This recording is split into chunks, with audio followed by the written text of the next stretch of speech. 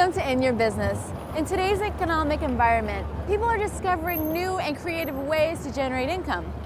They're taking the opportunity to follow their dreams to do what they love for a living. In Your Business interviews small businesses and entrepreneurs across the country.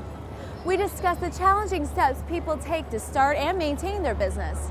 We discover what inspired them to follow their passions. Hopefully these stories will inspire you too. Today, we'll meet a family in New York City who took an idea and made it their passion.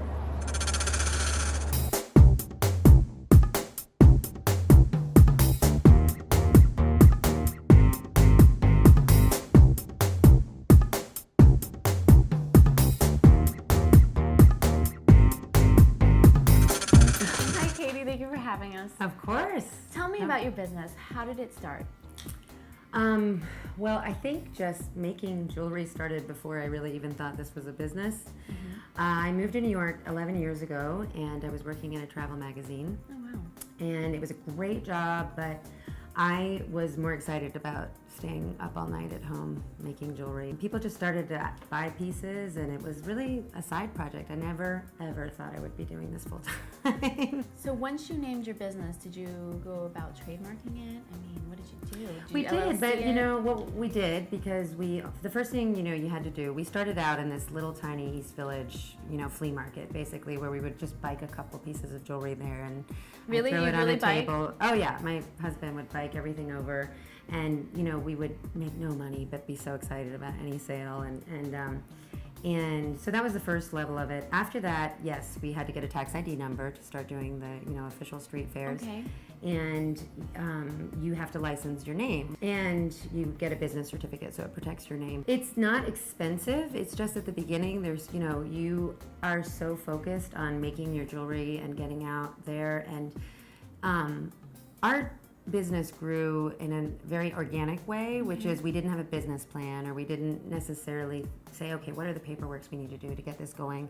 It just sort of grew in spite of ourselves. And so then I was kind of catching up on the paperwork as I went along. Okay. How many employees do you have? The main structure of the business is my husband Zubair Okay. and me.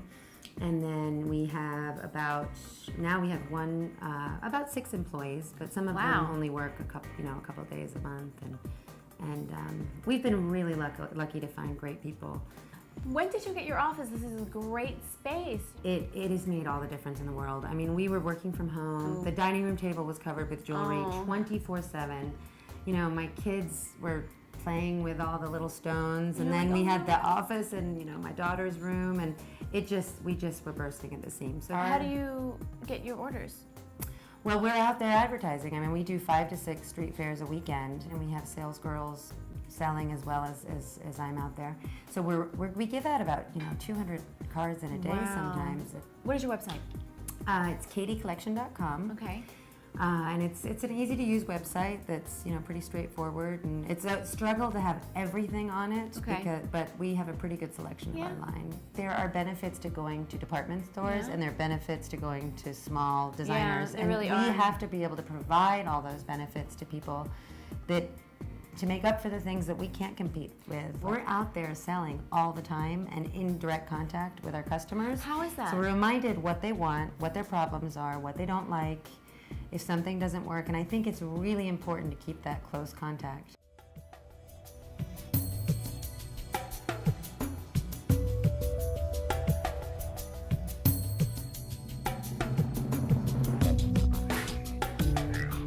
You have a beautiful array of jewelry, and there are like no two pieces really alike.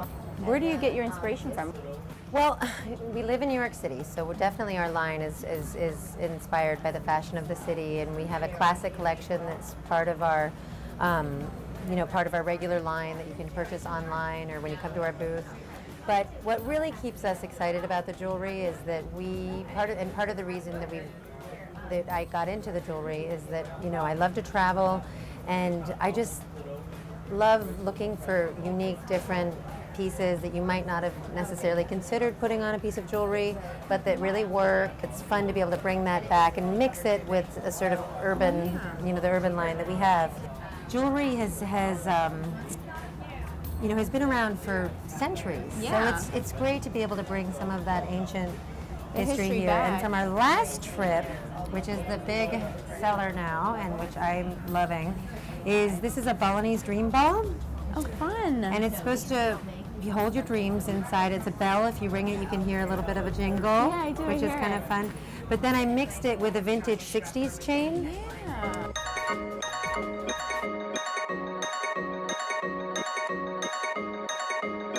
People really like packaging. Yeah. You know, so what we do is we put it in here, we stick the sticker on. Show the card. This is our logo on our card. And then I hand stamp all the boxes, which my husband thinks sometimes is a waste of time, but No, it's not. people notice the details. People you know? do. Branding, and it's It definitely is. branding. We just realized that people feel so much better about a purchase when they walk away with a nice box. And that is something I really wish I had learned much earlier. You know, that we'll wrap these and we have really nice natural tote bags to give, and then it's nice for gifting. This is for you. Oh, thank you. You're welcome. If you like the ring, there you go. I do.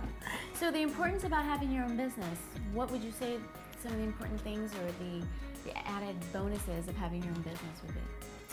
Well, there are a lot of real benefits. Our life right now, especially with the holidays approaching, is just total chaos. And you know, some nights we're working until 3 in the morning, but at least it's our chaos. As soon as January 3 hits, we keep business to an absolute minimum for 3 months.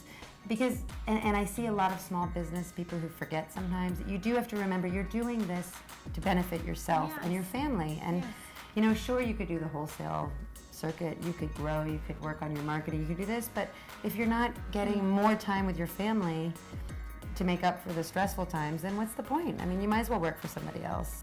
What advice would you give to startups? I would say at the beginning, don't overthink it, just get out there. Second, when you do start to grow, make sure you start to delegate things that you don't enjoy doing and that you're not good at. Okay. I mean, getting an accountant was like The best thing ever? the best thing ever. Really? Yeah.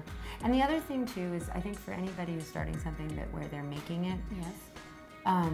it's wonderful and important to put in a lot of time into your designs and your hand making. But if you're not using your client list and marketing yourself, as in, you know, emails to the people who have said they want to know where you're going to be and they want to follow you. Your products can be fabulous, but there's no one there. Yeah. You know, and that's hard when you're designing and making it. So thank you for having us. We really appreciate it. Of course, thanks for coming. And we'll see you next time here at In Your Business.